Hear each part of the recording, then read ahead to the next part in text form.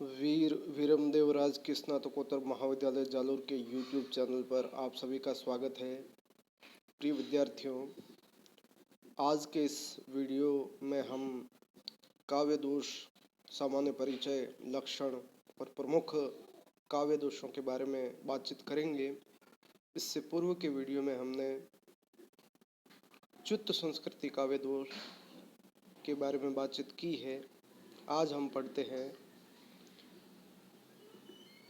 काव्य दोष का सामान्य परिचय और परिभाषा। कविता अथवा काव्य रस के आस्वादन में कविता के आनंद में बाधा पहुंचाने वाले तत्वों को काव्य दोष कहते हैं। काव्य कविता दोष यानी उसके अंदर दोष। तो कविता में जो दोष पाए जाते हैं, जो कविता के आनंद को बाधित करते हैं, बाधा पहुंचाने वाले तत्वों को काव्य दोष कहा जाता है। विश्वनाथ ने काव्य दोषों के बारे में कहा है कि रसापकर्षकाः दोषा, अर्थात काव्य के आनंद को हानि पहुंचाने वाली जो बातें हैं वो दोष है।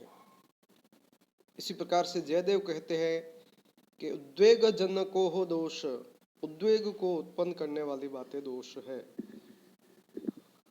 इस प्रकार से काव्य दोष तीन प्रकार के माने गए हैं: शब्द अथवा पद दोष, वाक्य दोष, अर्थ दोष।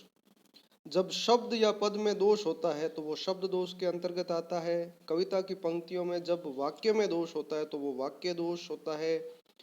और जब उसके अर्थ में आनंद में बाधा पहुंचाने वाले तत्व जब सम्मिलित किए होते हैं तो वहां पर अर्थ दोष होता है। अर्थात जो अर्थ है वो समझ में नहीं आ पाता तो वहां अर्थ दोष होता है। श्रुति कटुत्व दोष, जैसा कि नाम से ही स्पष्ट है, श्रुति कटुत्व, कटुत्व यानी कड़वा, श्रुति यानी सुनने में। कविता की ऐसी पंक्तियां या ऐसे शब्द जो सुनने में कानों को कड़वे लगे, वहां पर श्रुति कटुत्व दोष होता है। इस दोष को यदि परिभाषित करना चाहे, श्रुति कटुत्व दोष क्या है? कविता की पंक्तियों को पढ़ने अथवा सुनने से कानों को कटु लगने वाले शब्द प्रयोग से श्रुति कटुत्व दोष उत्पन्न होता है। अब इसको हम उदाहरण से समझना चाहे, एक प्रचलित उदाहरण है कि कब की इकटक डटी रही टटिया अंगुरिन टारी।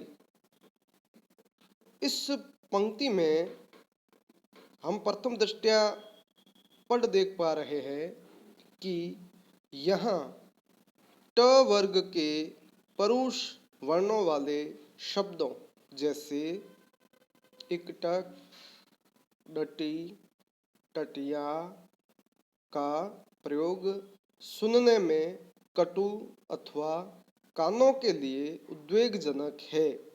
इसलिए प्रस्तुत पंक्तियों में श्रुति कटुत्व दोष है।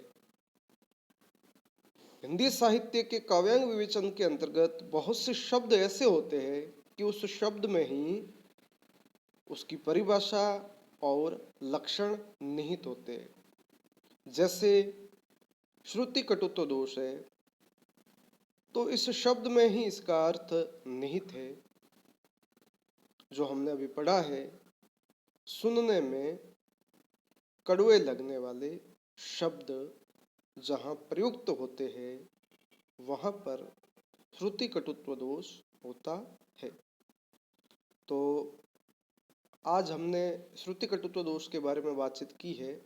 अगले के वीडियो में हम पाठ्यक्रम में निर्धारित तमाम काव्य दोषों के लक्षण, उनकी विशेषताएं और उदाहरण के माध्यम से उन्हें समझने का प्रयास करेंगे। आप सभी के लिए शुभकामनाएं।